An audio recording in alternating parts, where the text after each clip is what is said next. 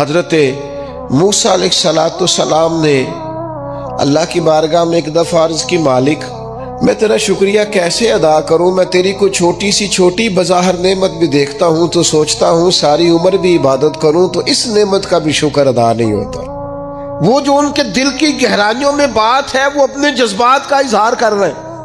حضرت موسیٰ کلیم عرض کرتے، مالک میں تیری چھوٹی سی چھوٹی نعمت بھی کبھی دیکھتا ہوں نا تو سوچتا ہوں ساری عمر بھی اس کے لیے عبادت کروں، جھکا رہوں سجدے میں، تو اس نعمت کا شکر ادا نہیں ہو سکتا تو ساری نعمتوں کا کیسے کروں؟ تو جب یہ جملہ کہا نا حضرت موسیٰ نے تو رب کریم نے فرمایا، اے کلیم اب آپ نے میرا شکر ادا کیا ہے۔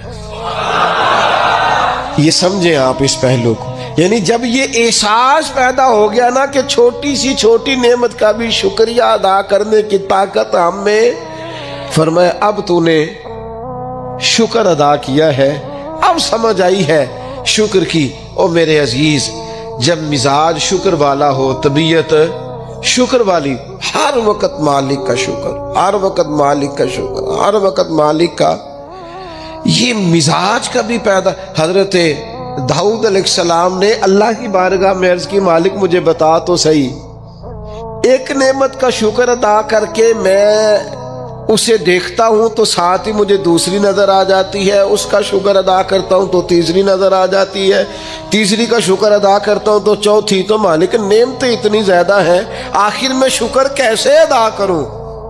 تو رب کریم نے فرمایا، اے داؤد آپ تو اپنے رب کی معرفت پانے لگ گئے ہیں، کو تو معرفت ہونے لگ گئی ہے، معرفت الہی پا گئے آپ نعمتیں گنے زندگی میں گنو، آنکھ کی نعمت گنو، کان کی نعمت گنو، سمجھ کی نعمت گنو، آپ چلنے کی، چھونے کی، پکڑنے کی، سمجھنے کی نعمت شمار کرو، گنو اللہ نے ماں باپ دیے، بہن بھائی دیے، اچھے استاد دیے، مشائخ دیے، گنو۔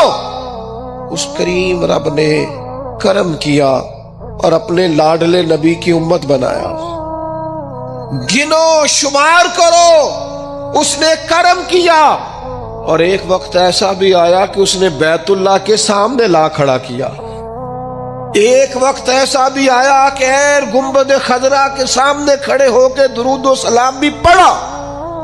کرو شمار وہ نعمتیں کہاں کہاں کس کس مقام پر، اور خود ہی اللہ کا قرآن بولا، تم اگر نعمتیں گننا چاہو تو گن سکتے نہیں۔ کوئی بھی نیک عمل کریں تو اپنی نیت کو درست کریں، حسن نیت کو اپنائیں۔ نیتوں کا بگاڑ، ارادوں کی خرابی، یہ اچھے بھلے اعمال کو ضائع کر دیتی۔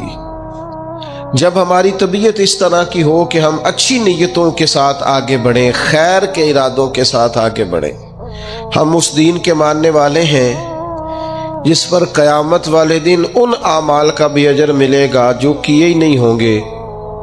تو پوچھا جائے گا مالک یہ تو عمل کیا ہی نہیں، تو فرمائے اس کا ارادہ تو کیا تھا نا، نیت تو تھی نا، تم خالص تو تھے نا، موقع نہ بن سکا، تمہارے لیے اسباب نہ ہو سکے، لیکن اجر تو ملا۔ اور امام غزالی فرماتے کچھ اعمال لے کر فرشتے اللہ کے حضور حاضر ہوں گے، رب کریم فرمائے گا واپس لے جاؤ ان اعمال، میرے لیے نہیں کیے، یہ تو کسی اور کو دکھانے کے لیے کیے۔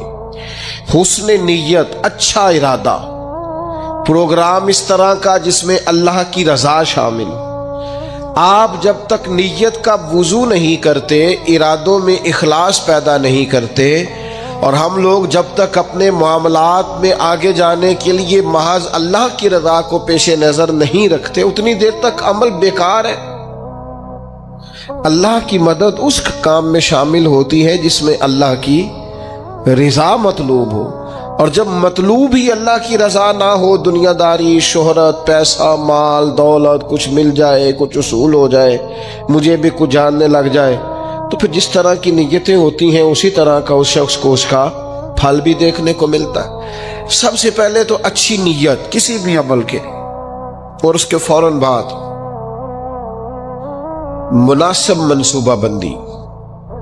مسلمانوں کا آج سب سے بڑا مسئلہ یہ ہے کہ یہ کام کرتے ہیں لیکن کسی منصوبہ بندی کے تحت نہیں کرتے۔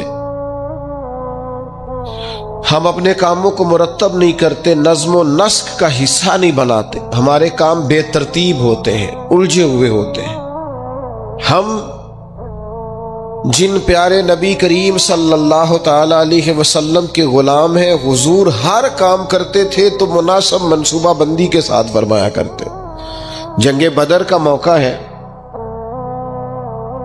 تو نبی پاک علیہ السلام نے پہلے مجلس مشاورت منعقد کی ہے، صحابہ سے رائے لی ہے، اس کے بعد صفوں کو سیدھا کرایا، ہر آدمی کی اس مقام پر ڈیوٹی لگائی، اور پھر اللہ کے محبوب نے مصلی بچھا کے اللہ سے مدد کا سوال کیا۔ جنگ احد کا موقع ہے تو سرکار نے ڈیوٹیوں کو تقسیم فرمایا، ایک چھوٹا سا حصہ صحابہ کا، ایک جماعت جس کی ڈیوٹی تھی کہ یہ درہ تم نے نہیں چھوڑنا، تو ایک درہ ہی چھوڑا انہوں نے، تو اس کا نتیجہ بہت ساری شہادتوں کی صورت میں سامنے آیا ہے۔ جنگ خندق کا موقع ہے تو سرکار کی منصوبہ بندی دیکھیں، 10,000 کا لشکر مدینے پہ حملہ آور تھا، ٹھنڈ تھی، قحط تھا، تو مدینے کے تینوں جانب تو مکانات تھے، کافر داخل ہی نہیں ہو سکتے تھے، کونا خالی تھا، تو نبی کریم علیہ السلام نے صحابہ سے مشورہ کیا تو حضرت سلمان فارسی نے کہا خندق کھود لینی چاہیے۔ اس خندق کو کھودا گیا، اور پھر وہ 10,000 کے لشکر کو جس طرح روکا گیا ہے اور جس طرح وہ ناکام ہو کر لوٹ گئے ہیں، اللہ تبارک و تعالیٰ نے اس کو فتح عظیم مسلمانوں کی بنا دیا۔ فتح مکہ کا موقع آپ دیکھ لیں تو حضور کی منصوبہ بندی دیکھیں، سب سے زیادہ دینی لوگوں کو ضرورت ہے مناسب منصوبہ بندی۔ او اللہ خیر کرے گا جی، او بسم اللہ جی تسی آ جاؤ۔ او خدا کے بندے، جن بزرگوں کا آپ نام لے رہے ہیں اور جس دین کی آپ بات کر رہے ہیں، وہ دین ہی منصوبہ بندی کا حکم دیتا ہے، حکمت عملی سے اور تدبر سے چلنے کی بات کرتا ہے۔ وہ دین ہی کہتا ہے کہ آپ چیزوں کو مرتب کر کے کریں، بے ترتیب اور بے ڈھنگے، یعنی ایک شخص کے بکھرے ہوئے بال تھے، الجھی ہوئی اس کی حالت تھی، تو نبی پاک علیہ السلام نے دیکھ کے فرمایا کتنا اچھا ہوتا اگر یہ کنگھی کر لیتا تھا، یہ سوار لیتا اپنے آپ کو۔ پسند کیا نبی پاک۔ آپ اچھی منصوبہ بندی کے ساتھ آگے بڑھیں، آپ کسی کام کے لیے لوازمات بھی جمع کریں، پر آپ کا اس کے لیے طریقہ کار مرتب کرنا۔